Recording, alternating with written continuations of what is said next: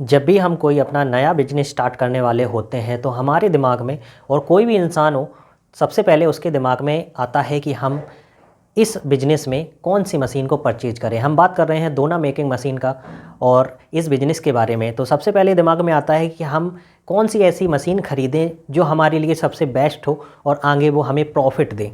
तो स्वागत करता हूं मैं अपने पीआर लाइव ब्लॉग में एक नए वीडियो के साथ। तो आशा करते हैं आप अच्छे होंगे और अपना बिजनेस अच्छे से कर रहे होंगे।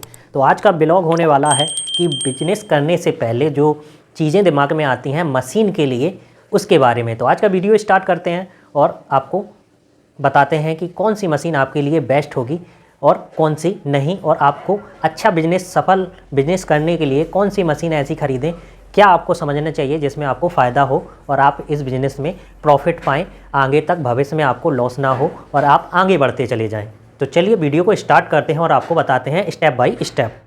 तो मशीन का सही सिलेक्शन हम कैसे करते हैं उसको हम डिफ़ाइन करते हैं, पॉइंट्स के माध्यम से आपको बताते हैं।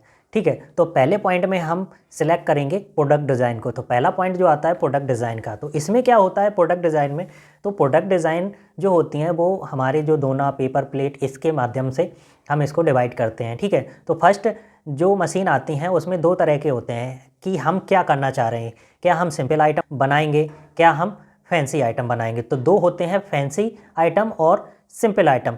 सिंपल आइटम में क्या होता है कि सिंपल आइटम जो होते हैं इसमें आपको थाली, नाश्ता प्लेट और आपका दोना होता है, और फैंसी आइटम जो होते हैं वो होते हैं आपका डायमंड प्लेट, रेक्टेंगल प्लेट और कट प्लेट, जिसमें कई तरह के, मतलब तरह तरह की डिज़ाइन होती हैं। तो दो तरह की होती हैं। अब ये दोनों जो आइटम है, सिंपल प्लेट और फैंसी प्लेट, आपको इसमें कौन सा आपको सबसे पहले शुरुआत करनी है, कैसा करना है, उस माध्यम से हम अपनी मशीन को सिलेक्ट करते हैं। और ये सारी चीज़ें हम सिल्वर पेपर से बना सकते हैं। कई तरह के पेपर आते हैं जिसमें से आपको जीएसएम के माध्यम से अलग अलग तरीके से अपने हिसाब से आपको बनाना होता है।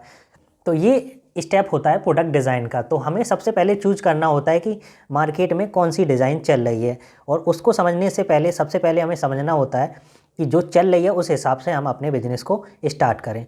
तो ये हो गया फर्स्ट पॉइंट। सेकंड पॉइंट आता है मार्केट सर्वे। अब इस मार्केट सर्वे में हमें क्या करना है, अपना जो बिजनेस है, मशीन परचेज करने से पहले हम मार्केट में जाएंगे और अपना जो एरिया होता है 2-3 किलोमीटर का, जो भी आपका टाउन है, एरिया है, उसमें जाके हम दुकान पे सबसे पहले सर्च करते हैं कि दुकान पे आखिर चल क्या रहा है, कौन सी डिज़ाइन चल रही है, सिंपल चल रही है या फिर फैंसी चल रही है।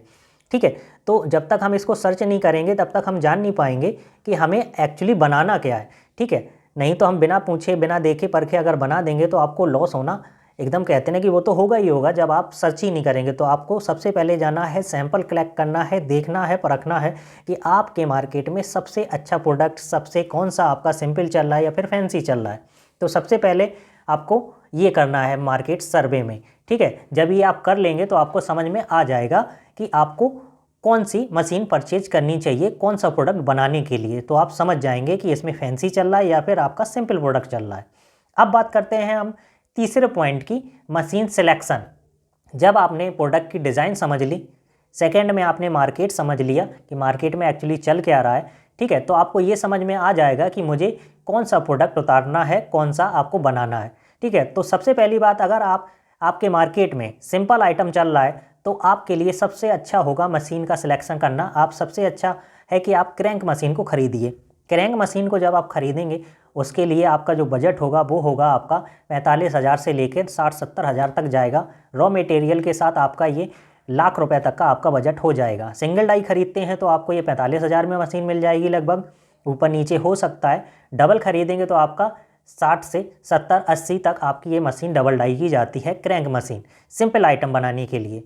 और अगर आपके मार्केट में, अगर आप सिंपल और आपका फैंसी आइटम दोनों आप चलाना चाहते हैं और आपका मार्केट में ये सबसे ज़्यादा चल रहा है जो आपने सर्च किया है पीछे के पॉइंट्स में, तो आपको हाइड्रोलिक मशीन खरीदनी चाहिए।